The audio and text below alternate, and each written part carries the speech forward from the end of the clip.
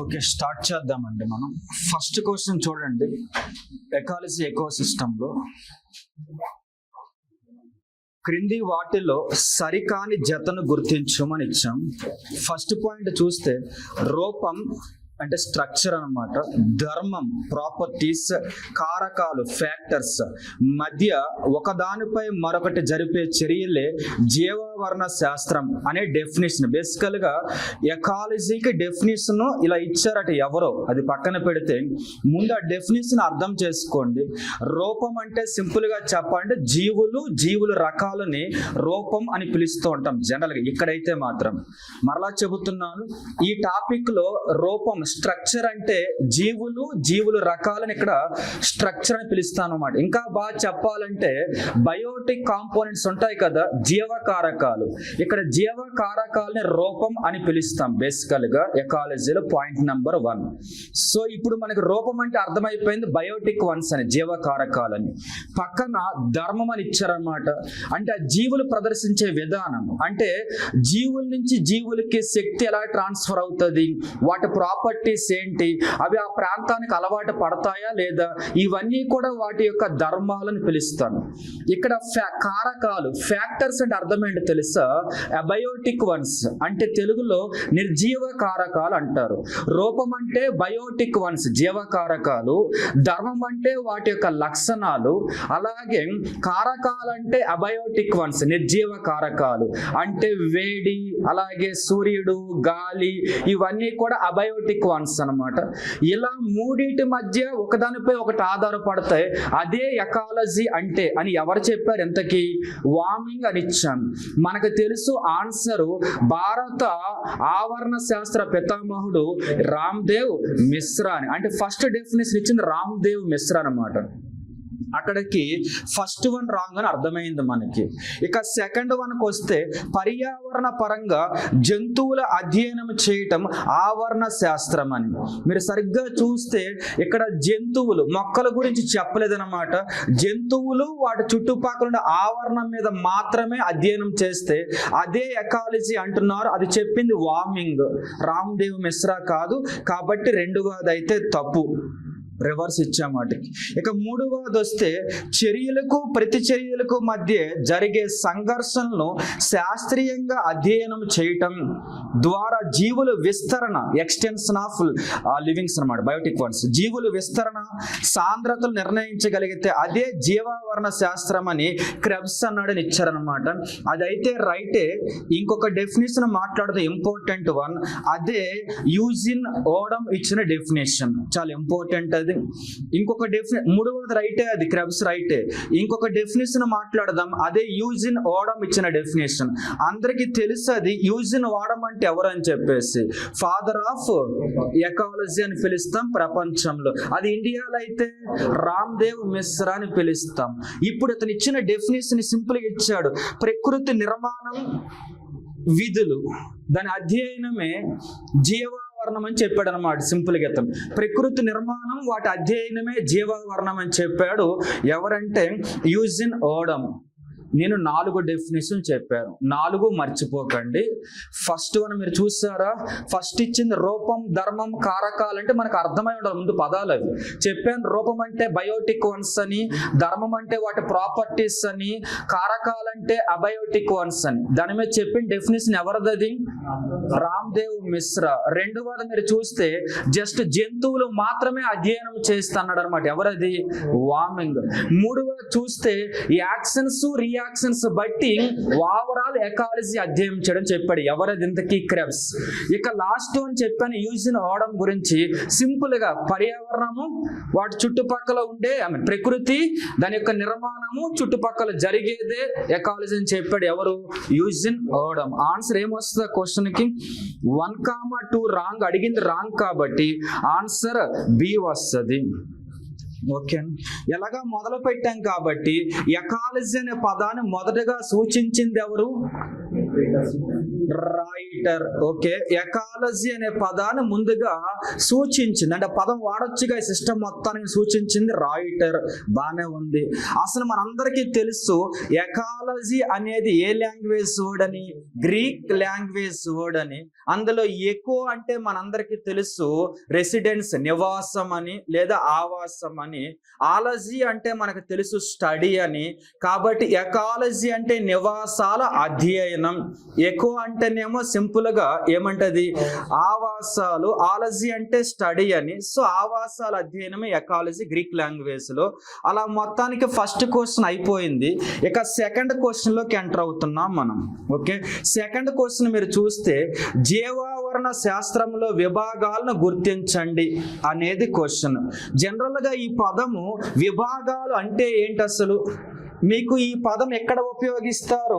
సుస్థిర అభివృద్ధిలో కూడా వాడతారు, సస్టైనబుల్ డెవలప్మెంట్ లో. ఎలా ఉంటదంటే క్రింది వాటిలో సుస్థిర అభివృద్ధి విభాగాలను గుర్తించం అంటారన్నమాట. విభాగము అంటే అర్థం ఏంటో తెలుసా? అందులో ఉండే అంశాల సమూహాన్ని విభాగం అంటారు. అంటే మీరు ఎకాలజీకి డెఫినేషన్ చెప్పారు కదా, ఆ డెఫినేషన్ లో ఉండే మ్యాటర్ నే విభాగాలు అంటారు తప్ప విభాగాలు విడిగా భాగాలు కాదు, చేతులు కాళ్ళు లాగా. మరలా చెబుతున్నాను, ఇక్కడ విభాగాలు అంటే ఎకాలజీలో కలిసి ఉండే అంశాల సమూహం, అదే విభాగాలు అంటే. ఇది ఎక్కడ వస్తుంది? సుస్థిర అభివృద్ధిలో కూడా వస్తుంది విభాగాలు అనే పదం అయితే మాత్రం. ఇప్పుడు మనం ఇందులో విభాగాలని డెఫినేషన్ తెలిస్తే తెలిసిపోతుంది. డెఫినేషన్ తెలిసిగా ఏమని? జీవకారకాలు, నిర్జీవకారకాలు, వాటి మధ్య చర్య ప్రతిచర్య తెలుసు కదా. ఇప్పుడు ఫస్ట్ పాయింట్ చూడండి, మొక్కలకు, జంతువులకు, సూక్ష్మ జీవులకు మధ్య సంబంధాలు తెలపడం. మీ అందరికీ తెలుసు ఈ మూడు దేంట్లో భాగమని? Yes, Biotique once. జీవకారకాలు మూడు రకాలే మనందరికీ తెలుసు. ఒకటి జంతువులు, ఒకటి మొక్కలు, ఒకటి వచ్చేసరికి మైక్రోబ్స్, సూక్ష్మ జీవులు. ఈ మూడు కూడా ఈ డెఫినేషన్ లో ఉన్నాయా లేదా? బయోటిక్ వన్స్ అంటే అవే కదా, ఉన్నాయి కాబట్టి భాగమే. మరలా చెబుతున్నాను, ఫస్ట్ పాయింట్ క్లోజ్. రెండవది చూస్తే జంతువులు, మొక్కలకు నిర్జీవ కారకాలతోనూ జీవకారకాలతో ఉన్న సంబంధం. రైటే నా పాయింట్ అది. జంతువులు, మొక్కలు అన్నాడు, ఏమి ఇవ్వాల పాయింట్ లో? సూక్ష్మ జీవులు ఇవ్వాల. సూక్ష్మ జీవులు జీవులే కదా, అదే చెప్పాడు ఆ పాయింట్ లో. జంతువులకి, మొక్కలకి జీవకారకాలతో ఉన్న సంబంధం అని.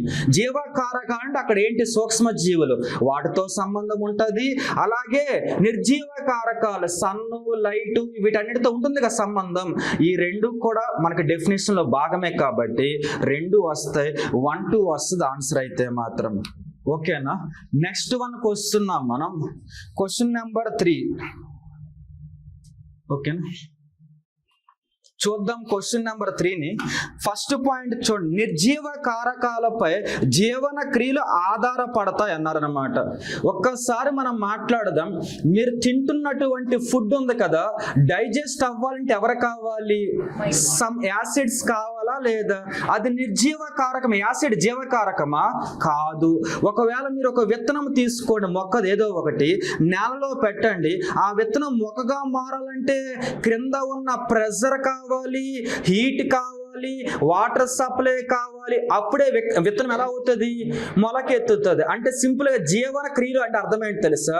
విత్తనాలు మొలకెత్తడం, మనం తింటున్నటువంటి ఫుడ్ డైజెస్ట్ అవ్వడం, మన రెస్పిరేషన్, ఇవన్నీ జీవన క్రియలే. వీటన్నిటికి ఏం కావాలి మనకి?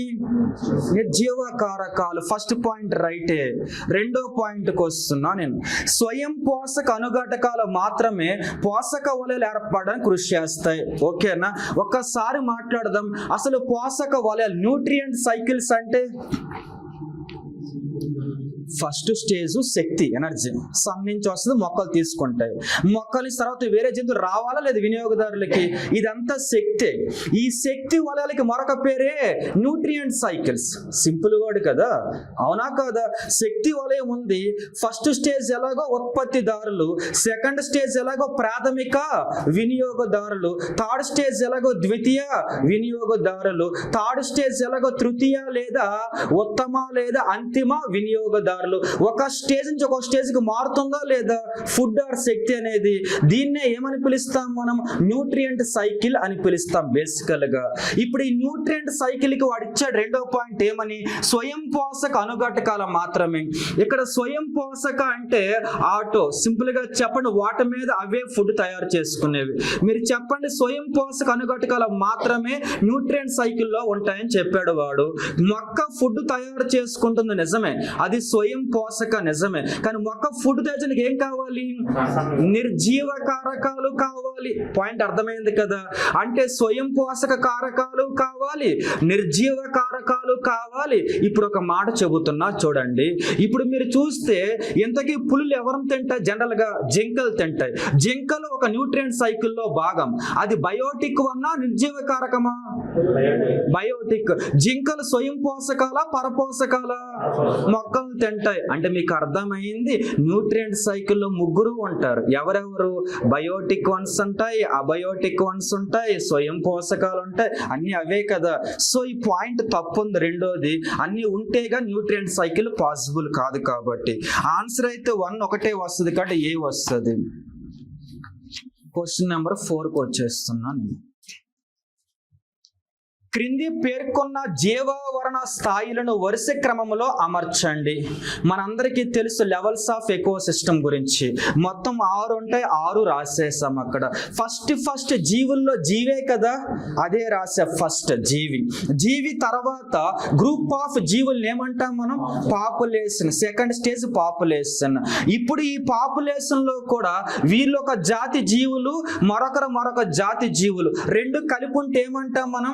జీవ సముదాయం, కమ్యూనిటీ అని పిలుస్తాం. 4వది వచ్చేసరికి జీవావరణ వ్యవస్థ అన్నా నేను ఇక్కడ.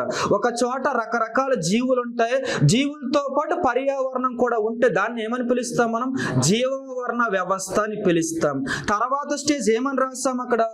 బయోమ్. బయోమ్ అంటే మీ అందరికీ తెలుసు, particular same temperature or same soil మీద ఉండేటటువంటి జీవావరణ వ్యవస్థనే బయోమ్ అని పిలుస్తాం. సింపుల్ గా బయోమ్ అంటే అర్థం ఏంటంటే సేమ్ టెంపరేచర్ ఆర్ సేమ్ నేల ఆర్ సేమ్ వాతావరణం, ఒకేలాంటి క్లైమేట్ దగ్గర కానీ ఒకేలాంటి నేల పైన కానీ, అర్థమవుతుందా? ఇటువంటి వాటిపై ఉండే జీవ సముదాయాలని బయోమ్ అని పిలుస్తాం.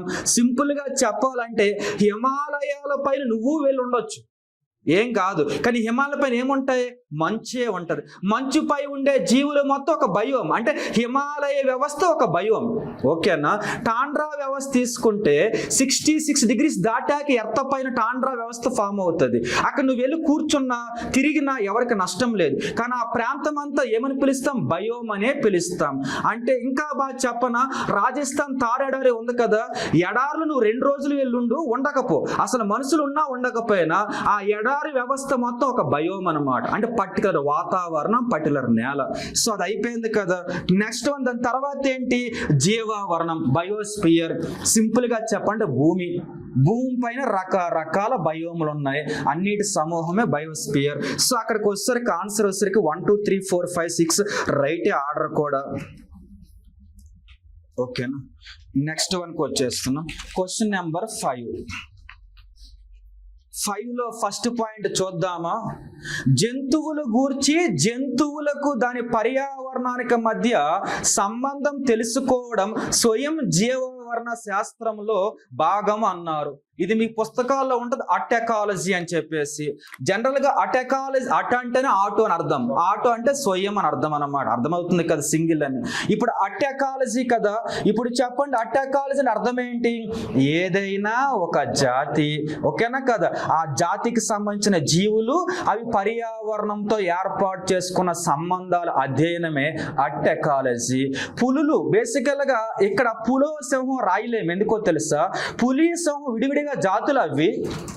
పులి, సింహం, జాగ్వార్ ఇవన్నీ విడివిడిగా జాతుల, ఇవన్నీ కూడా క్యాట్ ఫ్యామిలీ. అంటే పులి విడిగా జాతి కాదు అని మినిమం అవేర్నెస్ మనకు ఉండాలి ఎకాలజీలో. మరలా చెబుతున్నా, పులి విడిగా జాతి కాదు. అలాగే నెక్స్ట్ ఏంటి? సింహం విడిగా జాతి కాదు, జాగ్వార్ విడిగా జాతి కాదు, పిల్లి విడిగా జాతి కాదు. ఇవన్నీ క్యాట్ ఫ్యామిలీకి సంబంధించినవి. కాబట్టి ఇటువంటి క్యాట్ ఫ్యామిలీ మొత్తాన్ని స్టడీ చేయడం, వాటికి పర్యావరణం మధ్య సంబంధాన్ని తెలియచేయడం, ఇవన్నీ దేంట్లో దేంట్లో భాగం? అట్ ఎకాలజీలో భాగం. అప్పుడు ఫస్ట్ పాయింట్ రైట్ అవుతుందా? దాన్ని ఇంకా సింప్లిఫై చేస్తే ఏదైనా జాతి అని ఇవ్వాలి, ఏమి ఇవ్వకూడదు? జంతువులు అని ఇవ్వకూడదు. అన్ని కలిపి వచ్చేస్తున్నాయి. అర్థమవుతుంది కదా? అంటే ఫస్ట్ వన్ జనరల్గా ఏమవ్వాలి? రాంగ్ అవ్వాలి. కానీ నేను ఇందాక కీలో రైట్ అనే ఇచ్చాను, నాకు తెలుసు ఆ విషయం. ముందైతే మాత్రం రాంగ్ అని పెట్టి ఎందుకు రాంగో పక్కన రాయాలి. ఎందుకు రాంగ్? అది ఏదైనా పర్టికులర్ స్పీసెస్, ఒక జాతే ఉండాలి. జంతువులు అంటే ఒక జాతి కాదు కదా. సో ఇప్పుడు మన రెండో పాయింట్కి వస్తే, జంతువులు, మొక్కలు, సూక్ష్మ జీవుల గురించి మరియు వాటికి పర్యావరణం మధ్య ఉన్న సంబంధాలను అధ్యయనం చేయడం, దీన్ని ఏమని పిలుస్తాం మనం? సిన్ ఎకాలజీ అని పిలుస్తాం. సిన్ ఎకాలజీ అన్న సిన్ బయాలజీ అన్న ఆల్మోస్ట్ ఒకలాంటివే. సిన్ ఎకాలజీ అంటే మొక్కలు కూడా భాగం అవుతాయి, అర్థమవుతుంది కదా. సిన్ ఎకాలజీ అంటే పర్యావరణం కూడా భాగం అవుతుంది. అదే సిన్ బయాలజీ అంటే జంతువులు మాత్రమే భాగమవుతాయి. రెండు ఒకటే. సిన్ అంటే కాంప్లెక్స్, సమూహం అని అర్థం, ఓకేనా. సిన్ ఎకాలజీ అంటే జంతువులు, మొక్కలు, సూక్ష్మ జీవులు, పర్యావరణం దీంట్లో భాగం. అదే సిన్ బయాలజీ అంటే పేరులో ఉంది బయాలజీ అని, అంటే రకరకాల జంతువుల సమూహమే సిన్ బయాలజీ. అదర్ క్వశ్చన్ ఉంది, అందుకే ఎంతసేపు చెప్తున్నాను అనమాట. సిన్ బయాలజీ అంటే వివిధ రకాల జంతువుల సమూహం. సిన్ ఎకాలజీ అంటే జంతువులు, సూక్ష్మజీవులు, మొక్కలు, పర్యావరణం, వివిధ జాతుల సమూహం. సో ఇక్కడ రెండోది రైట్ అని అర్థమైంది. ఎందుకంటే క్వశ్చన్లు ఏమి ఇచ్చేస్తాం మనం? జంతువులు ఇచ్చాం, మొక్కలు ఇచ్చాం, సూక్ష్మ జీవులు ఇచ్చాం. ఏదైనా ఒక జాతి అయితేనేమో అట్ ఎకాలజీ, వివిధ కాబట్టి సిన్ ఎకాలజీ వస్తుంది. రెండవది అయితే రైటే ఆన్సర్. ఆప్షన్ బేసికల్గా ఎవరు రావాలి? బి రావాలి, మర్చిపోవద్దు. నెక్స్ట్ 6th క్వశ్చన్కి వస్తున్నా. జీవావరణ శాస్త్రాన్ని సమగ్రంగా అధ్యయనం చేయడానికి క్రింది వాటిలో దోహదపడే విభాగాలను గుర్తించండి. క్యాజువల్గా మాట్లాడదాం. జీవావరణ శాస్త్రం అంటే ఇందాక మనం మాట్లాడాం, ఏజీ టాన్స్లో ఏమని చెప్పాడు? ప్రకృతి నిర్మాణం, వాటి విధుల అధ్యయనమే జీవావరణం చెప్పాడు. ఇందాక రాసుకున్నారు కదా. ఓడం ఏం చెప్పాడు? ప్రకృతి నిర్మాణము, వాటి చుట్టుపక్కల ఉన్న వాటి అధ్యయనం అని చెప్పాడా లేదా? మీరు ఒక్కసారి చూడండి, సింపుల్ గా చెబుతున్నా నేను. సపోజ్ మీ ఊర్లో ఒక 100 ఎకరాల పొలం ఉంది అనుకుందాం. మనకి ఎకో సిస్టమ్ డెఫినేషన్ రాదనుకుందాం.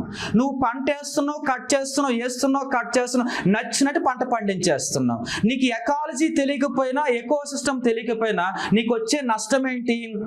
ఒకరి మీద ఒకరు ఆధారపడతారు. నీకు నచ్చినట్లు పెస్టిసైడ్స్ జిమ్మేస్తే పెస్టిసైడ్స్ కాస్త ఆ మొక్కల మీద ఎవరు ఆధారపడతారు? ఊరి మీద రకరకాల కీటకాలు. పంట పొలాల ఆవరణ వ్యవస్థ ముందు తెలియాల. పంట పొలాల ఆవరణ వ్యవస్థ తెలియకపోతే ఎంతసేపు నీ ఫుడ్ కోసం నువ్వు ఆలోచిస్తే, కెమికల్స్ జిమ్మేస్తే పంట పొలాల ఆవరణ వ్యవస్థ క్రింద వచ్చేసరికినేమో నథింగ్ బట్ వరి ఉంటే, వాటిపైన చిన్న చిన్న మిడతలు, కీటకాలు ఉంటే, వాటిపైన పక్షులుంటే, వాటిపైన గ్రద్దలు ఉంటాయో ఉండవు. ఇదే కదా ఆర్డర్. ఇది అంటే నీకేం అర్థం కావాలి? నీకు ఆవరణ వ్యవస్థ తెలియకపోతే, కెమికల్స్ జల్లుకుంటూ పోతే మహా అయితే ఒక 100 years తర్వాత ఏమవుద్ది? ఈ చైన్ లాస్ అయిపోతే ఏమవుతుంది? ఒకరి మీద ఒకరు ఆధారపడతారు కాబట్టి సిస్టమ్ పోదు. అంతెందుకు, జనాభా ఎంత ఉండాలి? పర్టికులర్ ఏరియాలో ఇంతకు మించి జనాభా పెరిగితే ఏం లాస్ వస్తుంది? రిసోర్సెస్, వనరులు తగ్గిపోతాయి. ఇంకొకటి సరే, జనాభా పెరుగుతున్న కొలది వనరుల మీద డిమాండ్ ఏమైపోద్ది? పెరిగిపోతుంది. ఇంకా బాగా చెప్పండి, వనరుల మీద డిమాండ్ తో పాటు ప్రెజర్ ఏమవుతుంది?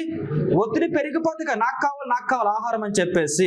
దీని ద్వారా కొన్ని రోజుల తర్వాత ఏమవుతుంది? అక్కడ రిసోర్సెస్ నాశనం అయిపోతాయి. అంటే అర్థం ఏంటి?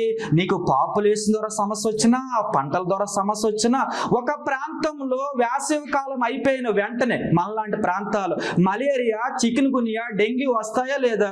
ఇది ఒక సైకిల్లో భాగమా కాదా? ఎందుకంటే ఇక్కడ టెంపరేచర్ ఎక్కువ ఉంటుంది కాబట్టి, ఇక్కడ దోమలు ఈజీగా పెరుగుతాయి కాబట్టి, మొక్కల హైట్ పెరుగుతాయి కాబట్టి, మొక్కల ఆకులు కింద పడతాయి కాబట్టి, ఇక్కడ కాకపోతే వర్షం కూడా బాగా పడుతుంది కాబట్టి ఆకులు కుళ్ళిపోయి అక్కడి నుంచి దోమలు పుడతాయి. ఇది సైకిల్. ఈ విషయం నీకు తెలియకపోతే వింతగా ఆలోచిస్తావు అనమాట. అంటే నువ్వు ఎకో సిస్టమ్, ఎకాలజీ తెలియకపోతే ఏ క్వశ్చన్కి ఆన్సర్ దొరకదు. అంటే నువ్వు ఎకాలజీ, ఎకో సిస్టమ్ చదివితేనే ఇవన్నీ తెలుస్తాయి.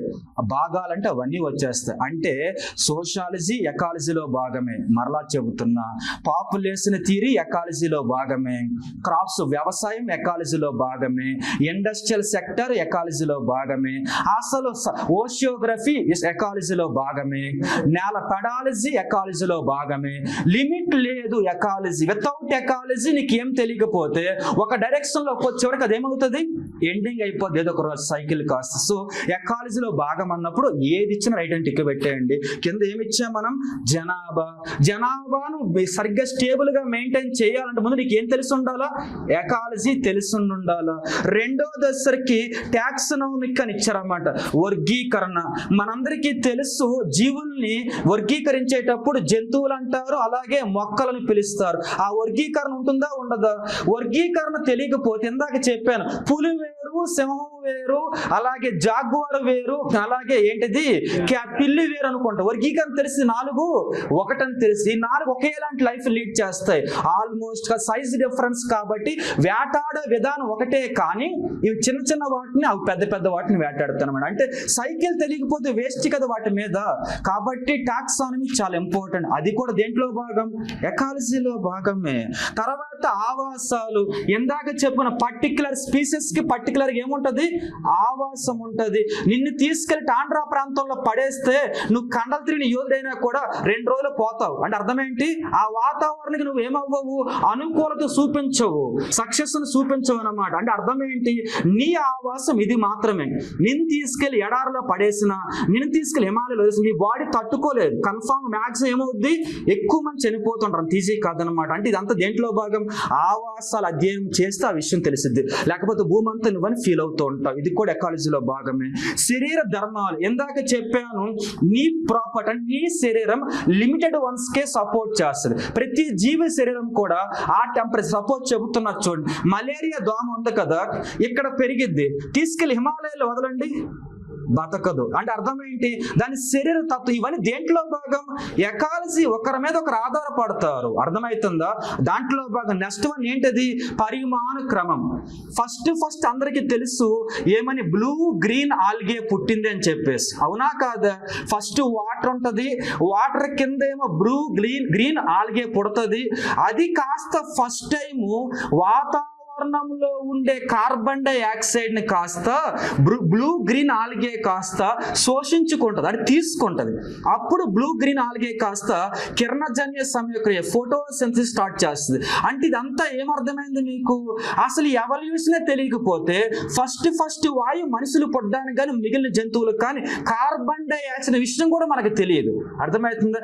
Evolution important. ఓకే, ఇవన్నీ దేంట్లో భాగం, ఎకాలజీ. ఆన్సర్ ఏంటది, 1 2 3 4 5. Next one question number 7. క్రింది వాటిలో సరికాని ప్రకటనలు ఏవి? First one, royal Bengal tiger, ఒంటి కొమ్ము ఖడ్గమృగములు భారతదేశంలో పతాక స్థాయి జాతులుగా పేర్కొంటారు. మనందరికి ఫ్లాగ్షిప్ స్పీసెస్ అంటే ఏంటో తెలుసు. ఏమని, మానవుని యొక్క ప్రమేయం వల్ల ఆ జాతులకు ఏమైనా సమస్యలు ఏర్పడితే ఆ జాతులను ఏమని పిలుస్తాం మనం, ఫ్లాగ్షిప్ స్పీసెస్ అని పిలుస్తాం. ఇప్పుడు చెప్పిన రాయల్ బెంగాల్ టైగర్ వేటకు గురవుతుంది. ఎందుకంటే చైనాలో మెడిసిన్స్ లో రాయల్ బెంగాల్ టైగర్ ను వాడతారు కాబట్టి బెంగాల్లో వేటాడి చైనాకు పంపించేస్తున్న విలువ ఎక్కువ ఉందని. సో అది వేటకు గురవుతుంది మనిషి వలన, కాబట్టి అది ఫ్లాగ్షిప్. రెండోది పక్కన ఇంకొక పేరు ఉంది అక్కడ, ఒంటి కొమ్ము. అందరికీ తెలుసు ఆ రైనోస్ యొక్క ఒంటి కొమ్ములో మీకు తెలుసు చాలా రకాల మెడికల్ వాల్యూస్ ఉంటాయి. ఆ మెడికల్ కొమ్ము కోసం దాన్ని చంపేస్తుంటారు అన్నమాట. ఇది కూడా దేంట్లో భాగం, మనిషి యొక్క ప్రభావం ద్వారా సమస్య ఎదుర్కొంటున్నాయి. ఫ్లాగ్షిప్ రెండు కూడా. సో ఇలా చూస్తే రెండు ఫ్లాగ్షిప్, మనిషి ప్రమేయం వల్ల ప్రమాదకరం ఎదుర్కొంటున్న జీవులు ఫ్లాగ్షిప్ అంటే.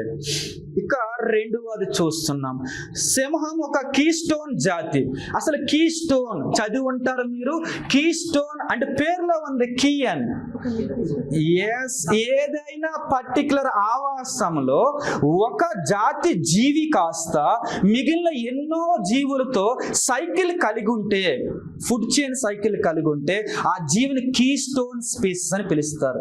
సింపుల్ గా చెబుతున్నా చూడండి, పర్టికులర్ ఆవాసంలో పర్టికులర్ ఏరియాలో ఒక జీవి ఉంది, అది మిగిలిన ఎన్నో జాతుల జీవులతో ఫుడ్ చైన్ సైకిల్ కలిగి ఉంది.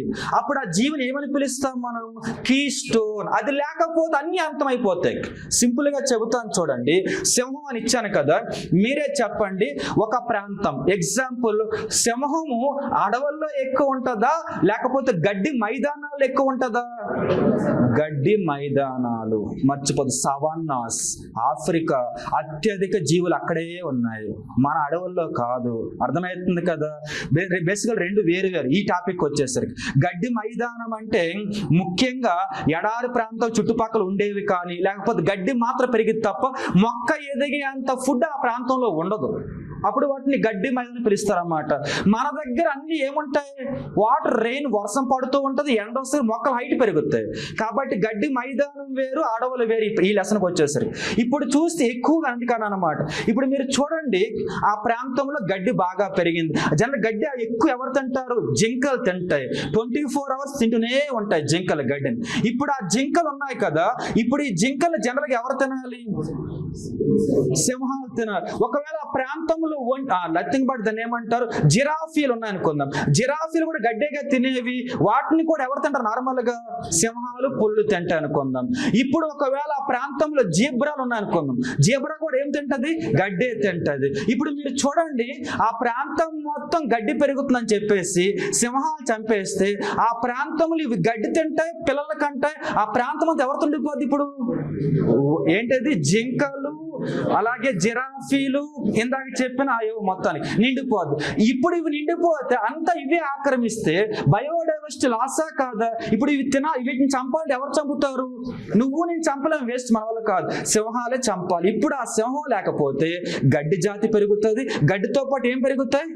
ఇప్పుడు చెప్పినటువంటి జింకలు, ఈ జనాభా ఎక్కువైపోద్ది. వాటిని కంట్రోల్ చేయకపోతే భూమి అంతా అవే ఏర్పడతాయి. అంటే ఆ ప్రాంతంలో సింహం కీ స్టోన్ స్పీసెస్. అది లేకపోతే మిగిలిన జాతులన్నీ పెరిగిపోతాయి, శాకాహారులు మొత్తం కూడా. అది ఉంటే మొత్తం బ్యాలెన్స్ అవుతుంది. ఇవి పెరుగుతూ ఉంటే అది చంపుతూ ఉంటుంది, అది చస్తూ ఉంటుంది. ఇదే సైకిల్ బేసికల్. సో సింహాన్ని ఏమనొచ్చు మనం? Keystone. ఒక జాతి జీవి అక్కడ లేకపోతే సైకిల్ మొత్తం స్పాయిల్ అవుతుంది. దాన్ని కీ స్టోన్ స్పీసెస్ అని పిలుస్తాం. మూడవది వస్తే great barrier. Australian great barrier reef. మనందరికీ తెలుసు, గ్రేట్ బ్యారియర్ రీఫ్ బాగా ఫేమస్. దేనికి? కోరల్ రీఫ్స్ అని చెప్పేసి. ఓకేనా? తెలుగు లేదంటారు దాన్ని, ప్రవాల భిత్తికలు. కోరల్ రీఫ్స్ కి బాగా ఫేమస్ గ్రేట్ బ్యారియర్ రీఫ్. ఇది ఆస్ట్రేలియాలో సిడ్నీ దగ్గర ఉంటుందని బాగా చదువుంటారు మీరు. ఇప్పుడు ఈ గ్రేట్ బ్యారియర్ రీఫ్ ఒకవేళ సపోజ్ చూడండి, కోరల్ రీఫ్ అని ఇచ్చారు, కానీ పక్కన పాయింట్లు ఏమని రాస్తుంది అక్కడ? ఎకోటోన్. జనరల్ గా ఎకోటోన్ అంటే మనందరికీ తెలుసు, రెండు డిఫరెంట్ ఎకో సిస్టమ్ని జాయింట్ చేస్తూ కలిపేదని చెప్పేసి. మరి గ్రేట్ బ్యారియర్ రీఫ్ అంతా దేంట్లో ఉందనుకున్నారు? సముద్రం అడుగున ఉంది. అప్పుడు మీరు సముద్రం అడుగున ఉంటే అది ఎవరిని విడగొడుతుంది? అది సపోజ్ మళ్ళా సుందరబన్స్ లాగా అటు సముద్రానికి భూమికి మధ్యలో ఉంటే ఎకోడని పిలిచేవాళ్ళం మనం. కొల్లేరు లేక్ లాగా సముద్రానికి భూమికి మధ్యలో ఉంటే ఎకోడని పిలిచేవాళ్ళు. సముద్రం అడుగున ఉంటే అది ఎవరిని విడగొడుతుంది? ఎవరిని విడగొట్టదు. అప్పుడు ఎకోటోన్ కానే కాదు అది. ఓకే, మూడో పాయింట్ తప్పు. 1, 2 రైట్ వస్తాయి. సరికాంత్ అన్నామా? సరికాంత్ అంటే రివర్స్ ఇచ్చేస్తామా? కానీ ఉండేది ఒకటి. 1, 2 అయితే రైట్, మూడో తప్పు. ఇప్పుడు దాన్ని మార్చలేం కదా. Question number 8. ఓకే, ప్రతి జీవ సముదాయంలోని జీవరాశులను 3 వర్గాలుగా వర్గీకరిస్తారని ఇచ్చారన్నమాట. మనందరికీ తెలుసు, జీవ సముదాయంలో మొట్టమొదటి ఉండేవి ఏంటి? ఉత్పత్తిదారులు, ప్రొడ్యూసర్స్ అని. ఓకేనా? ఉత్పత్తిదారుల తర్వాత ఎవరు స్టార్ట్ అవుతారు? వినియోగదారులు స్టార్ట్ అవుతాయి. వినియోగదారులు ఎన్ని రకాలు? 2 రకాలు. ఏంటవి? స్థూల వినియోగదారులు, సూక్ష్మ వినియోగదారులు. ఫస్ట్ స్టార్ట్ అయ్యేది ఏంటి? ఎంతకది? ఉత్పత్తిదారులు. ఉత్పత్తిదారుల తర్వాత ఏముండాలి?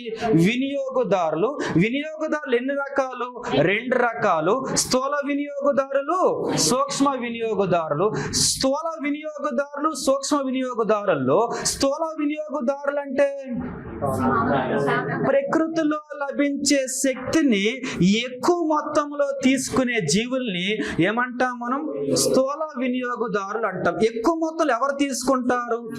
రాబందు ఎక్కువ మాంసం తింటది, సింహం ఎక్కువ మొత్తంలో తింటది, పులి ఎక్కువ మొత్తంలో తింటది, ఏనుగు ఎక్కువ మొత్తంలో గడ్డిని తింటది, జింకలు, ఇవన్నీ ఏ వినియోగదారులు? ఇవి స్థూల. మనిషి స్థూలనా సూక్ష్మనా? స్థూలనే. ఆహారం బాగానే తీసుకుంటాడు. ఇక్కడ మీరు మైండ్ లో ఉంచాడు, స్థూల అంటే డైటింగ్ చేస్తున్న ఇవి కాదు. స్థూలం ఫుడ్ ఎక్కువే తీసుకుంటాడు. సూక్ష్మ తెలిస్తే స్థూల క్లారిటీ వస్తుంది. సూక్ష్మ అంటే సింపుల్ గా పరాన్న జీవులు, పారాసైట్స్. ఇప్పుడు అర్థమైపోద్ది మీకు, ఓకేనా? పరాన్న జీవులు తప్ప మిగిలినవన్నీ కూడా మ్యాక్రో కన్జ్యూమర్సే, స్థూల వినియోగదారులే. మైక్రో కన్జ్యూమర్, సూక్ష్మ వినియోగదారులు అంటే అవి ఆహారం కోసం ఇతర జీవుల పైన కెమికల్స్ రిలీజ్ చేస్తాయన్నమాట. మరలా చెబుతున్నాం, సూక్ష్మ వినియోగదారులు వాటి ఆహారం కోసం ఇతర జీవుల పైన ఏం విడుదల చేస్తాయి? రసాయనాలు విడుదల చేస్తాయి. మైండ్ లో ఉంచండి. స్థూల అంటే డైరెక్ట్ అటాక్ మనలాగానే, ఓకేనా? అదే సూక్ష్మ అంటే మాత్రం కెమికల్సే విడుదల చేయాలి. ఇప్పుడు సూక్ష్మ అంటే ఏమేమి వస్తాయో అది మరలా ఎన్ని రకాలు? 3 రకాలు. ఫస్ట్ ఆఫ్ ఆల్ ఉత్పత్తిదారులు, వినియోగదారులు, స్థూల, సూక్ష్మ. స్థూల వదిలేయండి, మన పని అదే, మనమే దాంట్లో భాగం. సూక్ష్మలోకి వస్తున్నాం. సూక్ష్మ మరలా ఎన్ని రకాలు? 3 రకాలు. ఏంటి ఫస్ట్ వన్? అది విచ్ఛిన్న కార్లు, డెట్రివోరస్ పిలుస్తారు. విచ్ఛిన్న కార్లు అంటే మీకు తెలుసు, ముఖ్యంగా ఫుడ్ ఏదైనా పాడైపోయినప్పుడు కానీ, పదార్థాలు మనిషి చనిపోయిన, డెడ్ బాడీ చనిపోయినా అది విడగొట్టే వాటిని ఏమని పిలుస్తాం మనం? విచ్ఛిన్న కారులు. తీసేద్దాం. విచ్ఛిన్న కారు డైరెక్ట్ విడగొట్టగలవా బాడీని? అవి కాస్త చిన్న చిన్నగా ఉంటాయి. అవి కాస్త సమ్ కెమికల్స్ విడుదల చేసి బాడీని ముక్కలు చేస్తూ ఉంటాయి. అర్థమవుతుందా? పక్కన పెడితే రెండో రకమైన దీంట్లో విచ్ఛిన్న కారుల తర్వాత ట్రాన్స్ఫార్మర్స్, రూపాంతర కారులు. ట్రాన్స్ఫార్మర్స్ అంటే శక్తిని డైరెక్ట్ గా తీసుకో, ఒక రూపంలో ఉన్న శక్తిని మరొక రూపంలోకి మార్చి తీసుకుంటాయి. వాటిని ట్రాన్స్ఫార్మర్స్ అని పిలుస్తారు. బెస్ట్ ఎగ్జాంపుల్ బ్యాక్టీరియాలు. మరలా చెబుతున్నాను, ఇందాక చెప్పింది విచ్ఛిన్న కార్లు. విచ్ఛిన్న కారులో పురుగులు రావచ్చు, సూక్ష్మ జీవులు రావచ్చు, ఏమేమి రావచ్చు విచ్ఛిన్న కారులు అంటే. రెండోది రూపాంతర కారులు. ఒక రూపంలో ఉండే శక్తిని, శక్తి అంటే ఇక్కడ ఆహారం అవ్వచ్చు, సూర్యరశ్మి అవ్వచ్చు, వెజిటేబుల్స్ ఏదైనా కావచ్చు, శక్తి. ఒక రూపంలో ఉన్న శక్తిని మరొక రూపంలోకి మార్చి తీసుకునే వాటిని రూపాంతర కారులు. బెస్ట్ ఎగ్జాంపుల్ వరంలో ఏంటి రూపాంతర కారులకి? Sulphur bacteria. మీ అందరికీ తెలుసు, ఓకేనా? చాలా ఫేమస్ సల్ఫర్ బ్యాక్టీరియా. దేంట్లో భాగం అది? రూపాంతర కారులు. సల్ఫర్ ని మార్చి తీసుకుంటుంది అనమాట దానికి కావాల్సిన రూపంలో. ఇక మూడవది ఏంటి రూపాంతర కారుల తర్వాత? పూతికాహారులు. దీన్నే డెట్రివారస్ అంటారు. ఇందాక వాటిని విచ్ఛిన్న కారుల పేరు కాదు. సో డెట్రివారస్, పూతికాహారులు. నథింగ్ బట్ ఏంటివి? ఎస్, బేసికల్గా వీటి డ్యూటీ ఏంటి? కలేబరాలు కనిపిస్తే అటాక్ చేసి కలేబరాలు మొత్తం ఫ్లెష్ అంతా తినేసి బోన్స్ మాత్రం వదిలేస్తాయి. పూతికాహారులు అంటే అందులో చాలా రకాలు ఉంటాయి. 3 అయిపోయినాయి మనకి. ఇందాక చెప్పినవేమో ఫస్ట్ ఉత్పత్తిదారులు, వినియోగదారులు. అందులో మరలా ఇవి 3, మొత్తం ఎన్ని అవుతున్నాయి? ఇవి 5 వస్తాయి. ఫస్ట్ పాయింట్ తప్పు. రెండోది మాట్లాడుకుంటున్నాం మనం. ఓకే, ఆవాసంలో జరిగే శక్తి ఉత్పత్తి వినియోగముల ఆధారంగా జీవరాశులు 2 రకాలుగా వర్గీకరించవచ్చు. ఆ పదం ఒక్కసారి చూడండి, ఏమని ఇచ్చాం మనం? అది శక్తి ఉత్పత్తి. జనరల్ గా శక్తిని ఎవరు ఉత్పత్తి చేసుకుంటారు? ఉత్పత్తిదారులు, ఓకేనా? మీ అందరికి తెలుసు, ఆ ఉత్పత్తి చేసిన శక్తిని వాటికి అవే ఆహారం ఎవరు ఉపయోగించుకుంటారు? మొక్కలు. అందుకే మొక్కలు మనం ఏమని పిలుస్తాం? స్వయం పోషకాలు. అంటే శక్తి ఉత్పత్తి వినియోగం బట్టి స్వయం పోషకాలు ఒకటి, ఒకవేళ ఆ ఫుడ్ మనం తింటే పరపోషకాలు. అంటే మనకు అర్థమైంది శక్తి ఉత్పత్తి వినియోగం బట్టి 2 రకాలని. ఒకటి వచ్చేసరికి ప్రొడ్యూసర్స్, ఒకటి వచ్చేసరికి స్వయం పోషకాలు, ఆటోట్రోప్స్. రెండవది పరపోషకాలు, హెట్రోట్రోప్స్. ఓకే, స్వయం పోషకాలు, పరపోషకాలు. ఆన్సర్ మీకు అర్థమైంది అనుకుంటా. రెండవది the answer. Next question 9th one. క్రింది వాటిలో సంపూర్ణ పరాన్న జీవిని గుర్తించము. Complete parasite. ఇప్పుడు మనం మాట్లాడుకుందాం పారాసైట్స్, పరాన్న జీవులు ఎన్ని రకాలు మాట్లాడాలి? 2 రకాలు. ఓకే, ఆ 2 రకాలు ఒకటేంటి బాహ్య, రెండోదేంటి అంతర. బాహ్య అంటే మీకు తెలుసు, బెస్ట్ ఎగ్జాంపుల్ దోమ, జలగ ఇటువంటివి. ఇవి డైరెక్ట్ గా ఫుడ్ తయారు చేసుకోవు, జంతువులు చెట్ల మీద వాలి బయట నుంచే ఫుడ్ ని తీసుకుని పోతాయి. వీటిని మనం ఏమని పిలుస్తాం? బాహ్య అని పిలుస్తాం. ఓకేనా. రెండోదేంటి అంతర పరాన్న జీవులు. అంతర అంటే మీకు తెలుసు, ముఖ్యంగా ఈ వామ్స్ ఉంటాయి కదా, పురుగులు, బద్దె పురుగులు, ఇంకే పురుగులు ఉంటాయి. అవి కాస్త మీరు ఎక్కువగా బీఫ్ తిన్నప్పుడు కానీ దాని డిఫరెంట్ యానిమల్స్ ఫ్లెష్ మాంసం తిన్నప్పుడు వాటితో పాటు మన ఫుడ్ లో ఎంత బాయిల్ చేసినా చావు. దాంతో మన బాడీలోకి వెళ్ళిపోతే బాడీలో ఒక ఏజ్ తర్వాత అక్కడక్కడ ఎత్తెత్తుగా తయారవుద్ది అనమాట. అర్థమవుతుందా? ఆ ఎత్తెత్తుగా తయారైనది ఏంటో వామ్స్, ఆ బతుకున్న జీవులే, కానీ లైఫ్ అంతా ఇబ్బంది పెట్టవు, అక్కడ అలా కూర్చునే ఉంటాయి. అవి ఏం చేస్తే తెలుసా, లైఫ్ అంతా పర్మనెంట్ గా ఆ బాడీలోకి వెళ్ళిన తర్వాత జీవి చనిపోయే వరకు కూడా లోపల అలాగే ఉంటాయి. అవి ఏం చేస్తానుకున్నారు? జీవికి తీసుకున్న ఫుడ్ లో కొంత భాగం అవి లోపల నుంచి తీసుకుంటూనే ఉంటాయి. అర్థమవుతుందా? ఇవి అంతర పరాన్న జీవులు. అంటే జీవి శరీరం లోపలికి వెళ్ళి ఆహారాన్ని తీసుకుంటే అంతర పరాన్న జీవులు. జీవి బయట మీద ఉండి ఆహారం తీసుకుంటేనేమో బాహ్య పరాన్న జీవులు. ఓకేనా. మరలా ఇవి తీసుకునే ఆహారం బట్టి లేదా లైఫ్ ఎక్స్పెక్టెన్సీ అంటే ఇవి బతికే విధానము, డిపెండ్ అయ్యే విధానం బట్టి ఇవి మరలా ఎన్ని రకాలు? 2 రకాలుగా చెప్పవచ్చు. ఇందాక చెప్పింది మీరు ఏంటవి? జనరల్ గా 2 రకాలు, ఒకటి బాహ్య, ఒకటి అంతర. వీటిని మరలా ఎన్ని రకాలు అంటున్నాం? 2 రకాలు అంటున్నాం. ఏంటా 2 రకాలు? Partial parasites, complete parasites. మరలా చెబుతున్నాను, ముందు 2 రకాలు బాహ్య, అంతర. మరొక 2 రకాలు ఏంటా? 2 రకాలు పార్షియల్, పాక్షిక పరాన్న జీవులు, కంప్లీట్ సంపూర్ణ పరాన్న జీవులు. ఇప్పుడు మనం మాట్లాడుకుందాం పార్షియల్ పారాసైట్స్ అంటే ఏంటని చెప్పేసి. మీరే చెప్పండి. జలగ వస్తుంది, నీటిలో దిగిన వెంటనే దాని ఫుడ్, దాని పొట్ట నిండినంత వరకు ఏం చేస్తుంది? తిని తాగేస్తుంది. తర్వాత ఏం చేసుకుంది? తర్వాత వదిలేసి పోతుందా లేదా?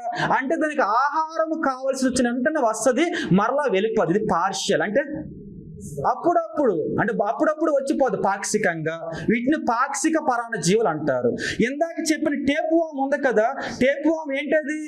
ఒక్కసారి బాడీలోకి వస్తే జీవితం మొత్తం బాడీలో ఉంటుంది. బెస్ట్ ఎగ్జాంపుల్ ఇంకోటి చెప్పనా, HIV వైరస్ కూడా పారాసైటేగా.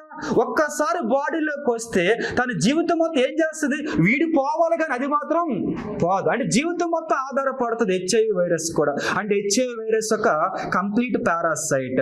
జలగ, దోమ, నల్లి, పేను ఇవన్నీ కూడా పార్షియల్ పారాసైట్స్. 2 రకాలు ఉంటాయి అన్నమాట.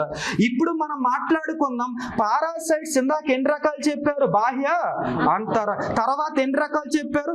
పార్షియల్, సంపూర్ణ అని చెప్పారు. పారాసైట్స్ ని మరలా 4 రకాలు విడగొడతారు. ఓకే, పారాసైట్స్ ని మరలా 4 రకాలు విడగొడతారు. ఒకటి వచ్చేసరికి కిందాకి చెప్పింది ఇందులో కూడా ఏంటది? పార్షియల్, పాక్షిక, ఇందులో కూడా ఈ క్లాసిఫికేషన్ లో. మరొకటి వచ్చేసరికినేమో పారాసైటిక్ రూట్స్.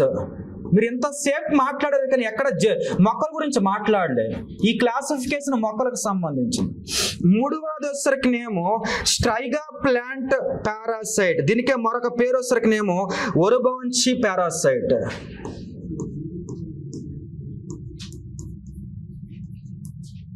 ఓకే, 4వది వచ్చేసరికినేమో ఏంటంటే అది టోటల్ రూట్ పారాసైట్. ఈ క్లాసిఫికేషన్ దేనికి సంబంధించింది? ఇది మొక్కలకు సంబంధించింది. మొక్కల్లో పారాసైట్స్ సంబంధించిన క్లాసిఫికేషన్ ఇది.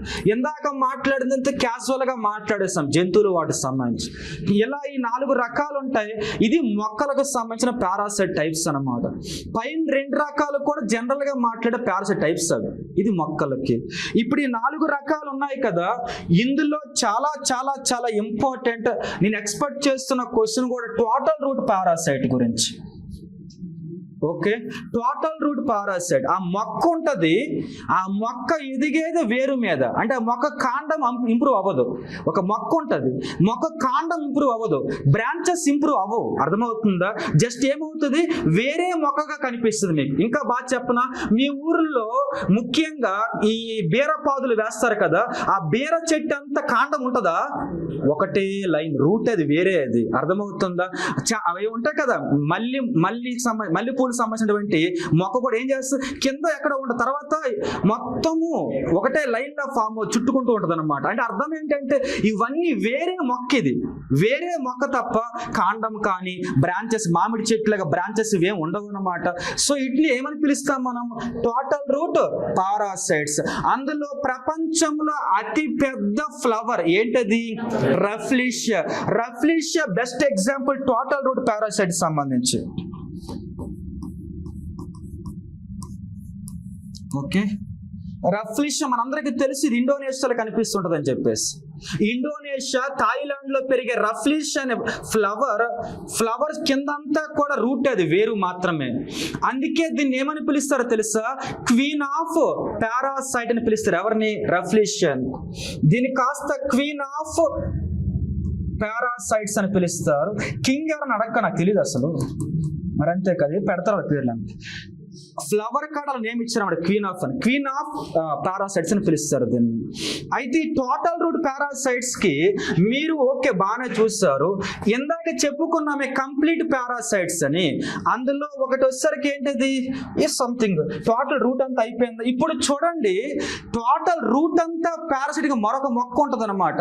నథింగ్ బట్ ఫ్లవర్సే ఉంటాయి. అది కాకపోతే అదంతా వేర్లు. అంటే ఏదైనా ఒక మొక్క డెవలప్ అయినప్పుడు మొక్క మీద ఎక్కడి నుంచి వస్తుంది, అది వచ్చిన తర్వాత స్లోగా మొక్క మీద ఏర్పడుకుని మొత్తం ఏం చేస్తారు తెలుసా, మొక్క అంతా కూడా లోపల మొక్క ఉంటది, బయటికి కనిపించదు. బయట అంతా ఎవరు ఆక్రమించేస్తారు, వేరు మొక్క ఎవరు ఆక్రమిస్తారు. ఆ వేరు మొక్క పేరు ఏంటో చెబుతున్నా చూడండి. దాని పేరు వచ్చేసరికినేమో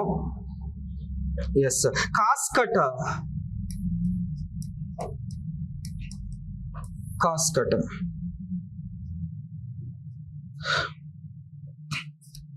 అయిపోయింది కదా. అవి మా విలేజ్ లో, ఇవి ఊర్లో పక్కన చాలా తొప్పులు అవన్నీ ఉంటాయన్నమాట. వాటి మీద పెరుగుతుంటాయి, మన కళ్ళ ముందు కనిపించేవి కదా, పేర్లు మనం వాడరు అనమాట. అంతే, ఓకేనా, కాస్కట. సో ఈ రెండు చాలా ఇంపార్టెంట్. నెక్స్ట్ వన్కి వచ్చేస్తున్నా చూడండి, పారాసైట్స్ టైప్స్ అయిపోయినాయి కదా. క్వశ్చన్ లోకి వచ్చేయండి, ఏమని ఇచ్చాం మనం అది ఇంతకి, కాస్కట. ఇందాక ఏం చెప్పుకున్నాం, టోటల్ మొత్తం అంతా కూడా పారాసైట్ రూట్ తోనే ఉంటది అది, అండ్ టోటల్ పారాసైట్. అది రఫ్లీష్ ఇందాక మాట్లాడామా లేదా, అది కూడా టోటల్ పారాసైట్. అడిగింది టోటల్ రూట్ కాదు, టోటల్ పారాసైట్ క్వశ్చన్ లో, అది కూడా టోటల్ పారాసైట్ రఫ్లీషియా. ఇందాక ఇంకొకటి ఉంది, ఏంటది, టేప్ వామ్. ఇందాక చెప్పాను, మీరు ఏదైనా దాని ఏమంటారు, అది మీట్ లాంటివి తిన్నట్లయితే అనుకోకుండా బాడీలోకి వెళ్ళిపోద్ది, లైఫ్ అంతా లోపలే పెరిగిద్ది. టేప్ వామ్, బద్దె పురుగు తెలుగులో, అది కూడా ఒక రకమైన టోటల్ పారాసైట్, మరొక రకమైన లైఫ్ అంతా ఆధారపడుతుంది. కాబట్టి ఇలా ఈ మూడు కూడా టోటల్ పారాసైట్స్. ఆన్సర్ ఏమొస్తుంది, సి వస్తుంది.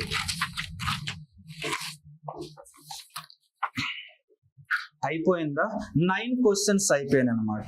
Question number 10.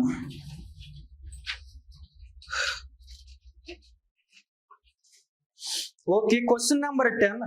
సముద్రపు జీవావరణ వ్యవస్థను ఎన్ని రకాలుగా విభజిస్తారు అనేది క్వశ్చన్. ఎన్ని రకాలు అది? ఓకే, ఇప్పుడు మనం చూద్దాం. జనరల్ గా ఎకో సిస్టమ్ ఎన్ని రకాలు కొడతారు? ఎకో సిస్టమ్ ఎన్ని రకాలు? 2 టైప్స్. ఏంటేంటి అవి? ఒకటి వచ్చేసరికినేమో న్యాచురల్, సహజ సిద్ధ ఆవరణ వ్యవస్థలు. రెండవది వచ్చేసరికి ఏంటది, ఆర్టిఫిషియల్, అంటే కృత్రిమ ఆవరణ వ్యవస్థలు. అవునా కాదా? 2 రకాలు ఉంటాయి. సహజ తర్వాత నేర్చుకుందాం. ఆర్టిఫిషియల్ ఈజీ కదా. ఆర్టిఫిషియల్ మరలా ఎన్ని రకాలు విడగొడతారు వీళ్ళు కాస్త? 3 టైప్స్. ఫస్ట్ వన్ ఏంటది, మనం రోజు ఉపయోగించే పంట పొలాల ఆవరణ వ్యవస్థ, దీన్ని మనిషే క్రియేట్ చేశాడు. ఓకేనా. రెండో చెప్పండి గుర్తుంటే, పారిశ్రామిక ఆవరణ వ్యవస్థ. మీరు చూస్తే ఇండస్ట్రియల్ ఏరియా మొత్తం కూడా మనిషి అలా మార్చేస్తారు, ఆ ఏరియాని మొత్తం డస్ట్ తో, మొక్కలు వింతగా ఉంటాయి అన్నమాట. ఇందులో మూడవది చెప్పండి నాకు, ఏంటి ఆర్టిఫిషియల్? ఎస్, మూడవది వచ్చేసరికి ఏమో ల్యాబొరేటరీకి ఎగ్జాంపుల్ ఏంటి చెబుతారా? అంతే కదా, సీడ్ బ్యాంకులు ఇవన్నీ కూడా మనిషికి ఓన్గా క్రియేట్ చేసుకోండి. లైక్ ఇట్లా పర్టికులర్ కంటైనర్ తీసుకొని ఆ లోపల మాత్రం మొక్కలు పెంచుతుంటాడు. ఈ 3 మనిషి క్రియేట్ చేస్తున్నాయి. న్యాచురల్ మరలా ఎన్ని రకాలు? ఇందాక చెప్పారే, భౌమ ఒకటి, రెండోది వచ్చేసరికి జల ఒకటి. ఇప్పుడు చెప్పండి, భౌమ ఆవరణ వ్యవస్థ మరలా ఎన్ని రకాలు చెప్పాలి? భౌమ ఆవరణ వ్యవస్థ మరలా ఎన్ని రకాలు? ఇందాకే మాట్లాడంగా ఏమని, ఒకటి వచ్చేసరికినేమో పచ్చిక బయళ్ళ ఆవరణ వ్యవస్థ, ఓకే. రెండవది అరణ్య ఆవరణ వ్యవస్థ. 2 వేరు అని చెప్పుకున్నాం కదా. 3వది చెప్పండి గుర్తుంటే నాకు, భౌమలో ఎడారి ఆవరణ వ్యవస్థ. ఈ 3 కూడా భౌమ ఆవరణ వ్యవస్థకి ఎగ్జాంపుల్స్. 3 ఎగ్జాంపుల్ టైప్స్ అవి. ఇప్పుడు చెప్పండి, జల ఆవరణ వ్యవస్థ ఎన్ని రకాలు అడగొడతారు చెప్పాలి? 4 టైప్స్. చెప్పండి, గుర్తు చేసుకున్నావు ఏంటేంటో? వెరీ గుడ్, మంచి నీటి జలావరణ వ్యవస్థ. తర్వాత రెండోది ఏంటి? ఎస్, ఉప్పు నీటి జలావరణ వ్యవస్థ. ఇంకా చెప్పండి, 3వది ఏంటది? సముద్రపు. 2 డిఫరెంట్ వస్తుంది, మీకు తెలుసు తర్వాత. సముద్రపు జలావరణ వ్యవస్థ. తర్వాత ఏంటది? ఎస్, నదీ ముఖద్వార జలావరణ వ్యవస్థ. ఓకేనా? ఇప్పుడు మంచినీటి మరలా చెప్పండి ఎన్ని రకాలు? మంచినీటి మరలా 2 రకాలు. ఏంటేంటవి? Lotic, lentic. లోటిక్ అంటే ఫ్లో ఉంటుందా? లెంటిక్ అంటే నిలకడ, స్థిరనా? సో మరలా మంచినీటి 2 రకాలు, లోటిక్, లెంటిక్. ఇక అయిపోయింది అంతే. ఆన్సర్ ఏంటది? సముద్రం అడిగారు కదా, సముద్రం ఎన్ని రకాలు? సముద్రం అడిగింది. సముద్రం మరలా ఎన్ని రకాలు? 4 టైప్స్. చెప్పండి, సముద్రం ఎన్ని రకాలు? ఏంటంటే 4. ఎస్, సముద్రం మరలా 4 రకాలు. ఒకటేదో చెప్పారు ఇందాక. ఫస్ట్ వన్ వచ్చేసరికి ఉపరితలన. ఎస్, సముద్రం మధ్యలో పైన వాటర్ ఉంటుంది కదా, ఆ వాటర్ దగ్గర పై లేయర్ మాత్రం ఒక ఆవరణ వ్యవస్థ. ఇంకా తీర ప్రాంత, కోస్టల్ ఏరియా, తీర ప్రాంత ఆవరణ వ్యవస్థ. ఇంకా ఎస్, లోతు తక్కువ ఉన్న ఆవరణ వ్యవస్థ. ఇంకా అగాధ ఆవరణ వ్యవస్థ. ఓకేనా? మొత్తం ఎన్ని మనకి? ఇవి రకాలు. ఇప్పుడు ఈ క్వశ్చన్కి ఆన్సర్ ఇదే, 4 రకాలు. అయిపోయింది కదా. ఇది ఆన్సర్ అయితే సి వస్తుంది. 10 క్వశ్చన్స్ అయిపోయింది మనకి. నెక్స్ట్ వన్కి వచ్చేస్తున్నాను నేను. Yes, question number 11. క్రింది వాటిల్లో సరైన ప్రకటనలు ఏవి? సహజ ఆవరణ వ్యవస్థలో జీవుల మధ్య సంక్లిష్టత తక్కువ ఉంటుంది మరియు కృత్రిమ ఆవరణ వ్యవస్థలో సంక్లిష్టత అధికం అన్నారు. సింపుల్ గా చెబుతాను చూడండి. ఇదే కృత్రిమ ఆవరణ వ్యవస్థ. నువ్వే పంటలు వేస్తావు? మహా అయితే ఓరే వేస్తావు. వరి మధ్యలో మరొక మొక్క పెరిగితే నువ్వేం చేస్తావు? కలుపని తీసేస్తావు. అప్పుడు చెప్పండి సింపుల్ గా, నువ్వు వేసిన పంట మహా అయితే దాన్ని తినడానికి వచ్చినటువంటి చిన్న చిన్న సూక్ష్మ జీవులు, పురుగులు, మిడతలు, వాటిని తినడానికి వచ్చినటువంటి చిన్న చిన్న పక్షులు, ఎలుకలు, అవే కదా ఉండేవి. అంటే చాలా ఈజీగా చెప్పొచ్చు ఎవరెవరు ఉంటున్నారు. ఓకేనా? అదే ఇక్కడికి రండి ఒక్కసారి. నేచురల్ భూమి పైన ఏమేమి ఉంటాయి? ఏ ఊరు వెళ్తే ఆ ఊరు తగ్గ రకరకాల పురుగులు ఉంటాయి. అంటే నువ్వు చెప్పడం కష్టం ఇక్కడ. వాటి ఆవాసాలు చెప్పడం కష్టం, వాటి ఎనర్జీ ఫ్లో చెప్పడం కష్టం. అంటే ఎవరు కష్టంగా ఉన్నారు? ఇద్దరులో సహజ కష్టం. కాబట్టి ఫస్ట్ పాయింట్ తప్పిచ్చాడు వాడు.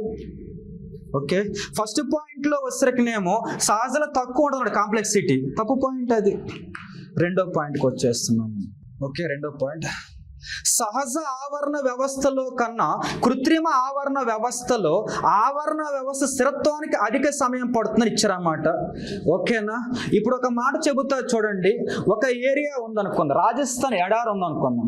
రాజస్థాన్ ఎడారి కాస్త మొత్తం మొక్కలతో నిండిపోయి మధ్యలోంచి నదులు ట్రావెల్ చేస్తూ, జింకలు ఎగురుతూ, గడ్డి పెరుగుతూ, ఇదంతా జరగాలంటే జరుగుతుంది ఏదో ఒక రోజు. ఎందుకని గతంలో అక్కడ ఇంకొకటి ఉండుంటాయి, భవిష్యత్తులో వస్తూనే ఉంటాయి, కామన్ అది. కానీ మన లైఫ్ అయితే కుదరదు. అంటే సుమారుగా కొన్ని కోట్ల సంవత్సరాలు పడుతుంది. అవునా కాదా? మీ పంట పొలం దగ్గరికి రండి. ఇప్పుడు ఒరేసారి నెక్స్ట్ ఇయర్ ఏమేస్తారు అంటే ఆ ప్లేస్లు ఎవరిని మార్చేస్తున్నారు? మీరు ఆవరణ వ్యవస్థ స్థితిని మార్చేస్తున్నారు. దీన్ని బట్టి మీకు అర్థం కావాలి, సహజ ఆవరణ వ్యవస్థలోనేమో బాగా టైం తీసుకుంటది, కృత్రిమ ఆవరణ వ్యవస్థలోనేమో తక్కువ టైం తీసుకుంటది అని చెప్పేసి పాయింట్ మీరు చూస్తే సహజ ఆవరణ వ్యవస్థలో కన్నా కృత్రిమ ఆవరణ వ్యవస్థలో ఆవరణ వ్యవస్థ స్థిరత్వానికి అధిక అన్నాడు. కాదు కాదు, తక్కువ టైం పడుతుంది. రెండో తప్పు. మూడో పాయింట్కి వస్తే సహజ ఆవరణ వ్యవస్థలో వనరుల చక్రం రిసోర్స్ సైకిల్ సమతుల్యంగా మరియు మూసివేయబడి ఉంటుందని ఇచ్చారన్నమాట. మనలో మన మాట మాట్లాడదాం, ఇవన్నీ సహజనా కాదా? కదా. ఇప్పుడు ఒక మాట చెబుదాం, ఇందులోకి వద్దాం. చూడండి, ఇక్కడ రిసోర్స్ శక్తి ఉంటుందా ఉండదా? వీటికి శక్తి ఎలా? నాగజముడు, బ్రహ్మజముడు, ఒయాసిస్ వాటరు, చిన్న చిన్న ఎలకలు, పాములు, ఎడారి ఎలకలు, ఎడారి పక్షులు, ఇవే కదా ఒంటెలు, అదే కదా ఇక్కడ. ఇప్పుడు మీరు చూస్తే వీటి శక్తి అనేది ఇవి తీసుకుంటాయా? మీకు అర్థమవుతుందా? ఇక్కడ ఉన్నటువంటి బ్రహ్మజీవుడు మొక్కలు ఇవి తింటాయా? తినవు కదా. పోనీ అవి ఇక్కడ పెరుగుతాయి? అంత ఈజీగా పెరగవు కదా. పోనీ ఇక్కడికి రండి, నార్మల్గా రోజు పచ్చిక బయళ్ళు యూరప్ లాంటి ఏరియాకి వెళ్ళండి, అక్కడ బ్రహ్మజముడు ఉండదు, నాగజముడు ఉండదు, ఒంటె కూడా ఉండదు. అంటే మీకు ఏమర్థం అవుతుందంటే ఒక సహజ ఆవరణ వ్యవస్థ యొక్క శక్తి వనరులు అనేవి ఎలా ఉంటాయి? క్లోజ్డ్, అవి అక్కడే ఉంటాయి, ఇంకొక దానికి ట్రాన్స్ఫర్ అవ్వవు. మూడో పాయింట్ రైటే అది. ఓకే, న్యూట్రియంట్ సైకిల్ మారదు, అలా మారితే ఎకోసిస్టమ్ బ్యాలెన్స్ తప్పిపోతుంది. నాలుగవది, కృత్రిమ ఆవరణ వ్యవస్థలో శక్తి కోసం జీవులు సూర్యునిపై ఆధారపడతాయి. మనలో మన మాట. దీని పేరేంటిది? ల్యాబొరేటరీలో మీరు ఏం చేస్తారు? కంటైనర్ మొత్తం క్లోజ్ చేసి ఉంటుంది. అక్కడ నువ్వేం చేస్తావు? సన్ రేస్ బదులు నువ్వే 10 రూపాయల బల్బ్ కూడా కొనేసి పెడతావు వేడి కోసం అని చెప్పేసి. అర్థం ఏంటి? ఇక్కడ హీట్ ని, సన్ రేస్ ని సిల్వర్ కాయిల్ లేయర్ ఉంటుంది కదా, అది ఆపోజిట్ లో పెడతావు. దేనికోసమని? రిఫ్లెక్ట్ కోసమని, వెలుతురు ఎక్కువ వస్తుంది. అంటే అర్థం ఏంటంటే ఇవన్నీ ఆర్టిఫిషియల్ చేస్తావు తప్ప సన్ రేస్ మీద ఆధారపడవు అనమాట. నాలుగో పాయింట్ ఏమిచ్చాడు వాడు? కృత్రిమ ఆవరణ శక్తి కోసం జీవులు సూర్యునిపై ఎందుకు ఆధారపడతాయి? పోనీ ఇక్కడికి వచ్చేద్దాం, ఇది ఇక్కడ ఉంది. నువ్వే చెప్పండి, ఇక్కడ పంట పొలాలకి మొక్క గడ్డి ఉంటది కదా, సపోజ్ వరి పంట వేసారు అనుకుందాం, వరికి శక్తి కోసం సూర్యునిపై ఆధారపడుతుందా, నీపై ఆధారపడుతుందా? నువ్విచ్చే గ్రోమూర్ ఎరువులో లేకపోతే పెస్టిసైడ్లో ఎన్పికలో ఇవ్వాలి. అంటే నువ్వు అది తీసుకునే ఒక శక్తి కంటే కూడా నువ్వు ఇచ్చే శక్తే ఎక్కువ ఉంటుంది. నథింగ్ బట్ ఫెర్టిలైజర్స్, పెస్టిసైడ్స్ నువ్వు ఇచ్చే అవే వాటికి. అంటే అర్థమైంది, ఇవన్నీ కూడా ఆర్టిఫిషియల్ కృత్రిమ ఆవరణ శక్తి అనేది ఎక్కువగా మనపైన ఆధారపడుతుంది, క్రియేట్ చేసిన వాళ్ళపైన. సో నాలుగో పాయింట్ తప్పు, అది సూర్యునిపై అనేది. ఆన్సర్ వచ్చేసరికినేమో రైట్ అడిగారు, తాడు అని ఒకటే కాబట్టి ఏ ఆన్సర్ వస్తుంది? ఓకే, అంటే ఆన్సర్ ఏంటి? ఏదైనా ఒకటి. నెక్స్ట్ క్వశ్చన్ నెంబర్ 12కి వచ్చేస్తున్నా నేను. ఫాస్ఫరస్ సైకిల్, మీరు ఎవరైనా చెప్పండి అసలు సైకిల్స్ ఎన్ని రకాలు? ఇవి 3 టైప్స్. ఏంటంటే అవి? Hydro or water cycle, very good. తర్వాత గ్యాసియస్ సైకిల్, వెరీ గుడ్. మూడవది సెడిమెంటరీ సైకిల్. సైకిల్స్ 3 రకాలే ఉంటాయి, వలయాలు కాస్త. ఒకటి మనకు తెలుసు హైడ్రో ఆర్ వాటర్ సైకిల్, రెండవది గ్యాసియస్ సైకిల్, మూడవది సెడిమెంటరీ. హైడ్రో వాటర్ సైకిల్ అన్నాక మంచినీరైనా ఉప్పునైనా ఒకటే, సో ఒకటే తీసేయండి. ఇప్పుడు రెండవది గ్యాసియస్ సైకిల్ కదా, గ్యాసియస్ సైకిల్ మరలా ఎన్ని రకాలు క్లాసిఫై చేయొచ్చు చెప్పాలా? గ్యాసెస్ కదా, ఎన్ని రకాలుగా? కార్బన్ డైఆక్సైడ్ మీద ఆధారపడితే కార్బన్ మీద ఆధారపడే గ్యాసెస్ అన్ని కార్బన్ సైకిల్, కర్బన వలయం. అయిపోయిందా? తర్వాత ఇంకొకటి నైట్రోజన్ మీద ఆధారపడితే నైట్రోజన్, నత్రజని వలయం అని. ఎన్ని రకాలు అవి? 2 రకాలు మాట్లాడతారు. మూడవ రకం ఇందాక చెప్పారే సెడిమెంటరీ. సెడి అంటే స్థాపితం ఆర్ ఒక చోట తీసుకొచ్చి పడేయడం అనమాట. సపోజ్ ఎక్కడి నుంచి రాళ్ళు మోసుకొచ్చి ఒక చోట దాస్తే సెడిమెంటరీ జరుగుతుందని అర్థం. సెడిమెంటరీ ఒక చోట ఏం చేయాలి? స్థాపితం చేయడం.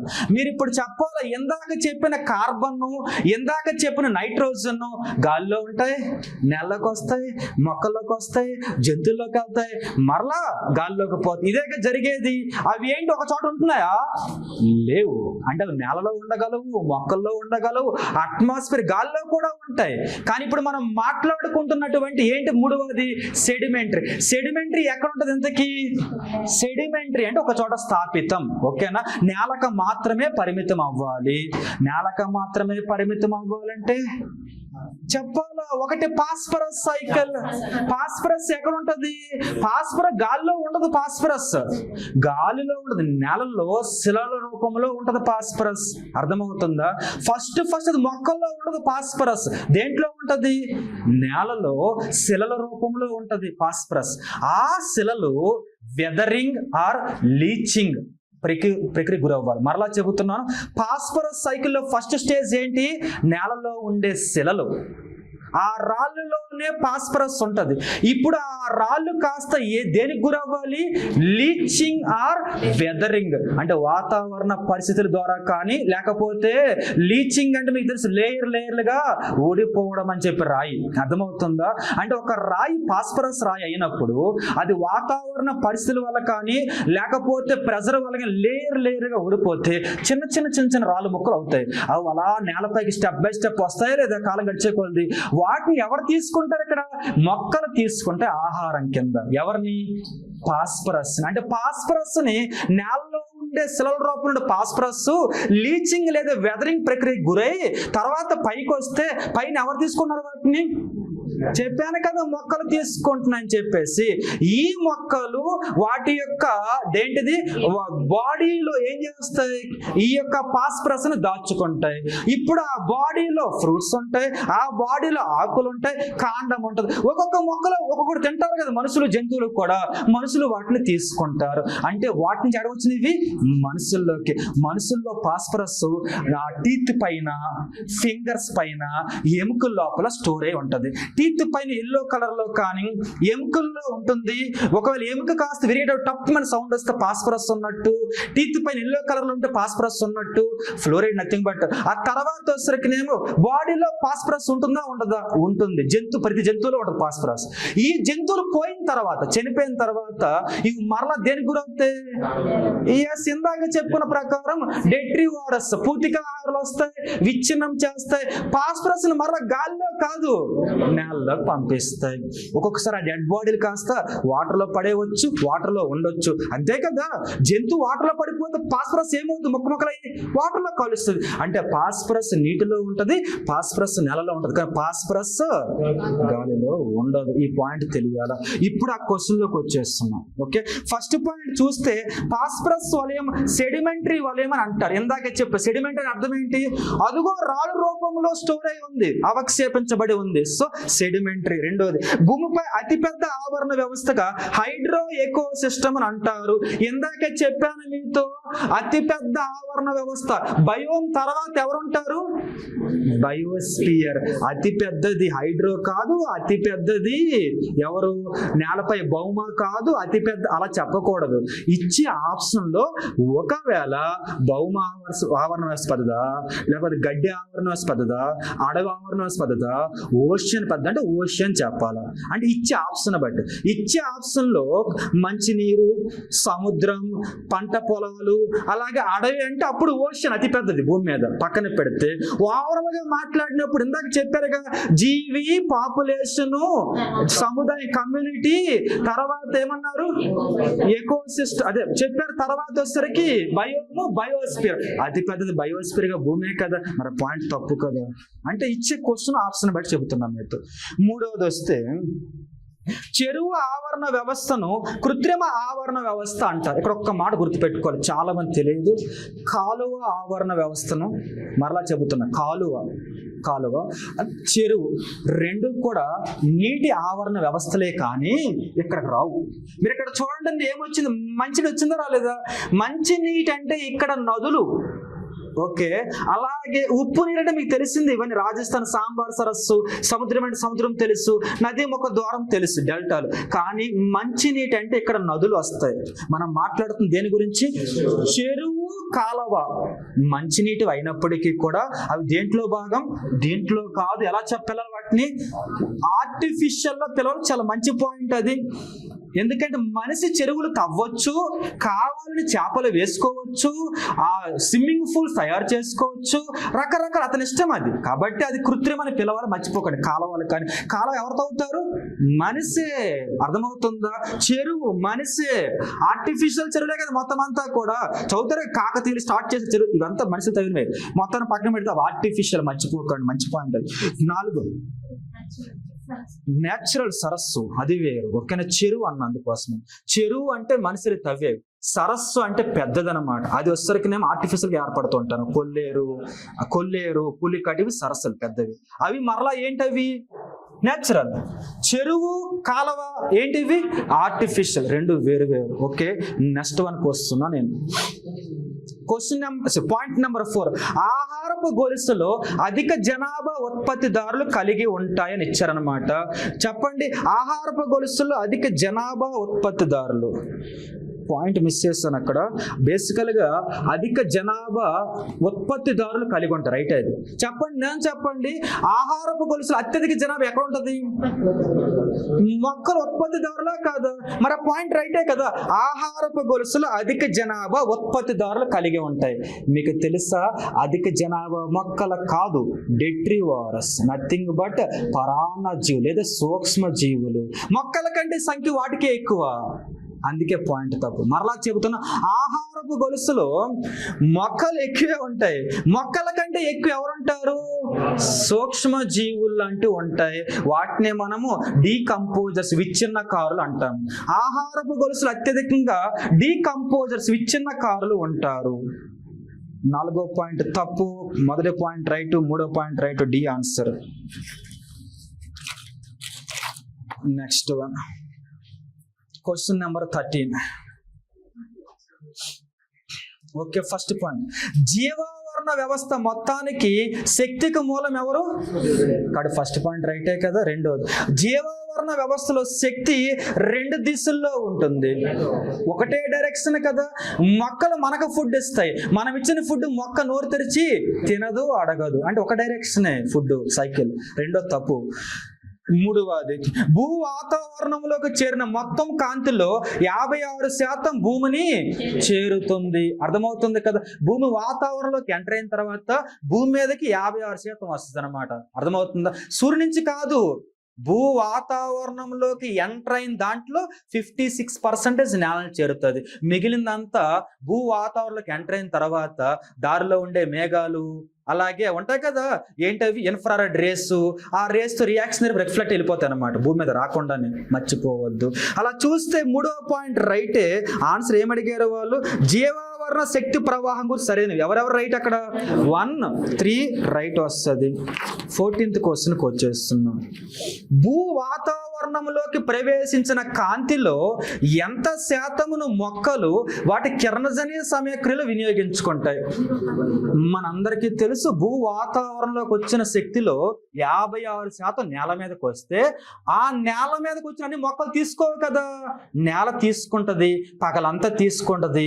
రాత్రిపూట లాంగిట్యూడినల్ వేవ్స్, తరంగ దైర్ఘ్య రూపంలో ఏం చేస్తే రెట్ను పంపించేస్తుంది. అంటే చాలా వరకు శక్తి అలాగే వెళ్ళిపోతుంది తప్ప కొద్దిగా శక్తి మాత్రం మొక్కలు తీసుకుంటాయి. అక్కడి నుంచి మన అందరి సైకిల్స్ ఏర్పడతాయి. ఎంత? 0.02% మాత్రమే మొక్కల కిరణజన్య సమయకి వాడతాయి అన్నమాట. సో అలా చూసుకుంటే ఆ పాయింట్ అయితే అక్కడ ఆన్సర్ నన్ను వస్తుంది, ఎందుకంటే అక్కడ ఆప్షన్ లేదు కాబట్టి. నెక్స్ట్ వన్, ఏ ఆహారపు గొలుసు నిడివి చిన్నదైనప్పుడు. మనందరికీ తెలుసు ఆహారపు గొలుసు. ఆహారపు గొలుసుకి మరొక పేరేంటి? Nutrient cycle. రాగానే చెప్పాను, ఆ స్టేజెస్ ని ఏమని పిలుస్తాం? పోషకాహార వలయం అని పిలుస్తారని చెప్పాను. సో ఆహారపు గొలుసు అన్నా న్యూట్రియంట్ సైకిల్ అన్నా ఒకటే. పాయింట్ ఏంటంటే ఆహారపు గొలుసు నిడివి. నిడివి అంటే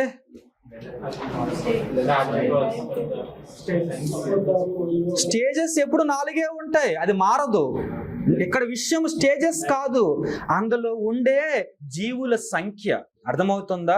మొక్కలు కొన్ని రకాలు, వినియోగదారులు కొన్ని రకాలే, అది తర్వాత వినియోగాలు ఇంకా కొన్ని రకాలే. కొద్దిగా ఉంటే ఏమవుతుంది అనే మన మాట. ఓకేనా? మీరే చెప్పండి, సపోజ్ మొత్తం అడవి ఉంది, అడవిలో చాలా మొక్కలు ఉన్నాయి. బేసికల్గా అడవి మొక్కలు ఉత్పత్తిదారుల వినియోగదారుల ఉత్పత్తిదారులు. అడవిలో కొన్ని కోట్ల మొక్కలు ఉంటాయి. ఇప్పుడు ఈ మొక్కలు ఎవరికి వినియోగదారులు అవుతాయి? మొక్కలు ఎవరు వినియోగించుకుంటారు? ప్రథమ స్థాయి వినియోగదారులు. కుందేలు, జింకలో ఏవో మొత్తం వినియోగించుకుంటారు లేదా? వినియోగించుకోవాలి కదా. మొక్కలేమో ఎక్కువ ఉన్నాయి, ఉదయం లెగిస్తే కొత్త మొక్కలు పుట్టేస్తున్నాయి. కుందేలు కొత్తవి పుట్టడం లేదు, జింకలు కొత్తవి అంత ఫాస్ట్గా పుట్టడం లేదు. అంటే మీకు ఏమర్థమైంది? సైకిల్ పెద్దదైపోయింది. చూడండి, పెద్ద మొక్కల సిస్టమ్ ఉంది, మిగిలిన స్టాయిల్స్ ఏం తక్కువ ఉన్నాయి. అప్పుడు ఇది ఏమైపోతుంది? నీకు సైకిల్ పెద్దది కాబట్టి ఫుడ్ వేస్ట్ అయిపోతుంది. ఇప్పుడు ఏం చేస్తుంది? ఒక కోతి వెళ్తుంది, మ్యాంగో చెట్టు మీదకి వెళ్తుంది, 2 మ్యాంగోస్ తింటది, 100 మ్యాంగోస్ కింద పడేస్తుంది. ఆహారం వేస్ట్ ఏమవుతుంది? వేస్ట్ వృధా అయిపోద్ది అనమాట. అంటే సైకిల్ పెద్దదైనప్పుడు ఒక స్థాయి నుంచి మరొక స్థాయికి ఆహార వృధా పెరిగిపోద్ది. అదే సైకిల్ చిన్నదైనప్పుడు 100 చెట్లు, 100 జింకలు, అప్పుడు ఏమవుతుంది? తింటూనే ఉంటా, తగ్గిపోద్ది, మరలా పెరుగుతుంది, బ్యాలెన్స్ అవుతుంది. సైకిల్ పెద్దదైనప్పుడు వృధా ఎక్కువ ఉంటుంది, సైకిల్ చిన్నదైనప్పుడు స్టేబుల్గా ఉపయోగించుకుంటా. అది స్టోరీ. ఇప్పుడు ఫస్ట్ పాయింట్ రైట్ రాంగా? ఆహారపు గొలుసు నిడివి చిన్నదైనప్పుడు అధిక ఆహార శక్తి ఏమవుతుంది? వినియోగించుకుంటాయి. 100 మొక్కలు జీవులు 100 బాగా ఉపయోగించుకుంటాయి. మరి ఆహారపు గొలుసు నిడివి పెద్దదైనప్పుడు తక్కువ ఆహారపు శక్తి ఏమవుతుంది? ఇందాకే చెప్పా, వినియోగించుకుంటుంది. First one right. రెండవది రీజన్ ఆర్. కొంత శక్తి వివిధ రకాల జీవన క్రియలకు వినియోగించబడడం వలన ఉష్ణ రూపంలో శక్తి నష్టపోతుంది, మిగిలిన శక్తి కలయబర నిలవ ఉంటుంది. ఒక మాట చెబుతున్నా చూడండి, అర్థం ఏంటి చెబుతున్నా చూడండి. ఇప్పుడు మీరు ఉన్నారు అనుకుందాం, మీరు ఆహారం తీసుకుంటున్నారు, తీసుకున్న ఫుడ్ అంతా మీకేనా? మీరు ఇంకొకరికి ఆహారం అవుతున్నారా? మరొక మాట, సపోజ్ మీరు ఇంకొకరికి ఎవరికి ఆహారం అవ్వాలి? మామూలుగా అయితే గ్రద్దలకి అవ్వాలి. ఎందుకని? వినియోగదారులు ఎవరి పైన ఉంటారు? గ్రద్దలే. కాబట్టి పచ్చిక బయల్లో గ్రద్దలే, అలాగే ఎడారిలో కూడా అడవుల్లో కూడా టాప్ అండ్ గ్రద్దలు అనుకోవచ్చు, మాంసాలు అనుకోవచ్చు, పులిసింహం. అంటే గ్రద్దలు అనేవి ఎక్కడ నువ్వే టాప్ అండ్లు ఉంటాయి కదా, నువ్వు తర్వాత స్థాయికి ఆహారం మామూలుగా అయితే. అర్థమవుతుంది కదా? మరి మిమ్మల్ని గ్రద్దలు మొత్తం తినేస్తాయా? తినవు. ఇంకొక విషయం, మీరు తీసుకున్నటువంటి ఫుడ్, రోజుకి లాట్ ఆఫ్ ఫుడ్ తీసుకుంటారు కదా, మీరు తిన్న ఫుడ్ అంతా ఫుడ్కి తగ్గట్టు లావ్ అయిపోయి గ్రద్దకి ఆహారం వెళ్తున్నారా? ఎందుకు? ఫుడ్ తిన్నది ఎక్కువ, సైజ్ స్లోగా పెరుగుతారు. అంటే తీసుకున్న శక్తిలో కొద్దిగా రెస్పిరేషన్, శ్వాసక్రియకు ఉపయోగించబడుతుంది, కొద్దిగా వచ్చరికి డైజెషన్ అవ్వడం కోసం వివిధ యాసిడ్స్ రూపంలో ఉపయోగించబడుతుంది, కొద్దిగా వచ్చరికినేమో ఎముకలు కదలడానికో లేకపోతే గుండె శబ్దాలకో రకరకాల క్రియలకు ఏమవుతుంది? శక్తి వినియోగించబడుతుంది. అంటే అర్థం ఏంటి? మీ అందరికీ తెలుసు, కన్ఫామ్ ఒక రియాక్షన్ జరిగిందంటే శక్తితో పాటు ఉష్ణం కూడా ఏమొస్తుంది? బయటకు వచ్చి. ఏ చిన్న రియాక్షన్ జరిగిన మధ్య నుంచి ఏమొస్తుంది? హీట్ వస్తుంది. అంటే తీసుకున్న శక్తులు కొద్దిగా హీట్ రూపంలో నష్టపోతాం, కొద్దిగా జీవక్రియల రూపంలో నష్టపోతాం, కొద్దిగానే మిగులుతుంది. రెండో పాయింట్ రైటే. అందుకే ఇందాక చెప్పాం ఫస్ట్ పాయింట్ లో, పెద్ద సైకిల్లోనూ వేస్ట్ అయిపోద్ది అని చెప్పేసి. పెద్ద సైకిల్ ఎక్కువ వేస్ట్ అయిపోద్ది, మొక్క అంతా ఉపయోగించుకోము, చిన్న సైకిల్లో మాత్రం ఎక్కువ వినియోగించుకోవచ్చు. ఎక్స్ప్లెనేషన్ రైట్, 2 పాయింట్లు right. Option A answer. 16th question. క్రింది వాటిలో సరైనవి. కొన్ని జీవులు అవి నివసించే భౌతిక పర్యావరణంలో సమతుల్యతను సాధిస్తాయని ఇచ్చారనమాట. మీరే చెప్పాలి. సమతుల్యత, బ్యాలెన్స్ అంటే అర్థమైంది తెలుసా? సింపుల్గా చెబుతాను. ఈ ప్రాంతంలో ఏనుగులు ఉన్నాయి, ఈ రోజు 1000 ఉన్నాయి, భవిష్యత్తులో కూడా 1000 ఉండాలి, ఎప్పటికైనా 1000 ఉండాలి. పాసిబులా? కాదు. మనుషులు ఉన్నారు, ఎప్పటికీ 800 కోట్లు ఇలాగే ఉండాలి. పాసిబులా? కాదు. అంటే ఏ జీవి కూడా ఎప్పటికీ కూడా సమతుల్యత సాధించదు. ఫస్ట్ పాయింట్ తప్పు. రెండో పాయింట్కి వస్తున్నాను. ఓకే. జీవావరణ అనుక్రమమునకు ప్రేరేపిత నిరంతర స్థిరీకరణ కారణాలు ఉంటాయని ఇచ్చారన్నమాట. మీరే చెప్పండి. జీవావరణ అనుక్రమం ఓకేనా? సింపుల్గా ఎకో సిస్టమ్ సక్సెషన్ అంటే మీకు తెలుసు. అనుక్రమం అంటే మార్పు. మామూలు భాషలు అయితే పరిసరాలకు అనుగుణంగా జీవుల్లో వచ్చే మార్పునే అనుక్రమం అని పిలుస్తాం. ఓకే కదా? ఇప్పుడు వాడు ఏమన్నాడు పాయింట్ లో? జీవావరణ అనుక్రమణకు ప్రేరేపిత నిరంతర స్థిరీకరణ అంటే అర్థమేంటి తెలుసా? జీవుల్లో వచ్చే ఈ మార్పుకి ఈ 3 కారణాలు అంటున్నాడు. నిజమేనా? అంటే ఇప్పుడు మీరు ఉన్నారు అనుకుందాం, జాతి సపోజ్ గత కాలంలో మనుషులేమో హైట్గా ఉండేవారని చెబుతారు కొన్ని పుస్తకాల్లో, అవునా కాదా? ఇప్పుడు ఎందుకు హైట్ తగ్గుతున్నారు అంటే అర్థం ఏంటి? మొక్క హైట్ తగ్గుతుంది, లభించే ఆహారం హైట్ దొరుకుతుంది, తక్కువ దొరుకుతుంది కాబట్టి హైట్ అవసరం లేదు, నీటి కాదనమాట. అంటే అర్థం ఏంటి? ఈ మార్పు కారణం ఎవరు? వాడు అంటున్నాడు ప్రేరేపిత, నిరంతర, స్థిరీకరణ, ఈ 3 కారణాలు అంటున్నాడు. ఇప్పుడు మీరు చెప్పాలి అసలు ప్రేరేపిత కారణం అంటే ఏంటి? మీకు అర్థమవుతుందా? అనుక్రమం జరగడానికి ఇవి కారణాలు అంటున్నాడు. ఆ 3 ప్రేరేపిత కారణం అంటే ఏంటి అసలు? చెప్పాలి మీరే. ప్రేరేపిత కారణం అంటే ఏంటి? సింపుల్గా చెబుతాను చూడండి. సింపుల్గా చెప్పాలంటే ఆఫ్రికా ఏనుగుల్లో అర్థమవుతుంది కదా, ఆఫ్రికా ఏనుగులు ప్రతి ఏనుగుకు కింద దంతాలు ఉంటాయి. మన దగ్గర అన్ని ఏనుగులకి క్రింద దంతాలు ఉండవు. ఎందుకలా? మీకు అర్థమవుతుందా? అక్కడ వాతావరణం చెట్లు పొడుగ్గా పెంచేసి క్రింద కాండం దగ్గర ఆకులు లేకుండా చేస్తే పైన ఉంచుతుంది. ఇప్పుడు చెట్ని విరవాలంటే దంతాలు ఉండాల్సిందే. అదే మన దగ్గర చెట్లు లభిస్తే అన్నిటికీ దంతాలు అవసరం లేదు. దీనికి కారణం ఎవరు? ఎందుకు అలా దంతాలు లేకుండా పుడుతున్నాయి? అది వాటి ఇష్టం కాదు, ప్రకృతి ఇష్టం. ప్రకృతి ఎందుకు వాటిని అలా మార్చింది? వాతావరణంలో మార్పులు తగ్గట్టు జీవుల్లో మార్పులు వస్తే దీన్ని ప్రేరేపిత కారణాలు అంటారు. ప్రేరేపిత వాతావరణంలో మార్పులు బట్టి జీవుల్లో మార్పు వస్తే వాటిని ప్రేరేపిత కారణాలు అంటారు. ఓకే, రెండవది నిరంతర కారణాలు. ఓకేనా? నిరంతర కారణాలు అంటే ఎంత అలా ఆలోచించకూడదు మీరు త్వరగా. ఆ క్వాలిటీ ఉంది, ఇంకా చాలా ఉంది, ఎగ్జామ్ డేట్స్ ఇచ్చే దాని గురించి అరగంట సేపు మాట్లాడదు, చాలా పని ఉంది మనకి ఈరోజు. సో చెప్పండి నిరంతర కారణాలు. నిరంతరం ఏం జరుగుతుంది జీవుల మధ్య? ఇప్పుడు మీరు ఉన్నారు, పులి ఉంది, పులి ఇల్లు ఎక్కడ? ఓకేనా? అంటే అర్థం ఏంటి తెలుసా? పులికి ఆవాసం ఉండదు పర్టికులర్గా. ఎందుకని? సింహానికి 4 రాళ్ళ మధ్యలో కూర్చోబెడితే నా ఇల్లు నా సామ్రాజ్యం అంటది బాలకృష్ణలాగా. పులి అలా అనదు. అంటే అర్థం ఏంటి? తిరుగుతూనే ఉంటది. అంటే అర్థం ఏంటంటే సపోజ్ ఇక్కడ ఎక్కడో ఒక ఫారెస్ట్ లో పులి ఉంటే అది కొంతకాలం ఇక్కడ ఉండి తర్వాత ఏం చేస్తుంది? అది వెళ్ళిపోతూనే ఉంటది. ఎడిపోద్దో తెలియదు. సపోజ్ ఇక్కడ వచ్చేసరికినేమో పులికి సంబంధించి జనాభా ఎక్కువైపోయినప్పుడు, ఆహారం తక్కువైనప్పుడు పులులు ఏం చేస్తాయి? ఈ ప్రాంతం నుంచి వలస వెళ్ళిపోతాయా లేదా? ఆ ప్రాంతం వల్ల ఏం ట్రై చేస్తాయి? డామినేషన్, అవునా కాదా? నాదే అడవంతా కూడా, సో అందరిని చంపేస్తా, భయపెట్టేస్తా అని చెప్పేసి మిగిలిన జీవులు ఎదగకుండా ఇది ఏం చేస్తుంది? పులి అటాక్ చేస్తూనే ఉంటది. దీన్ని వలస, పోటీ అంటారు. ఇవి నిరంతరం జరుగుతూనే ఉంటాయి.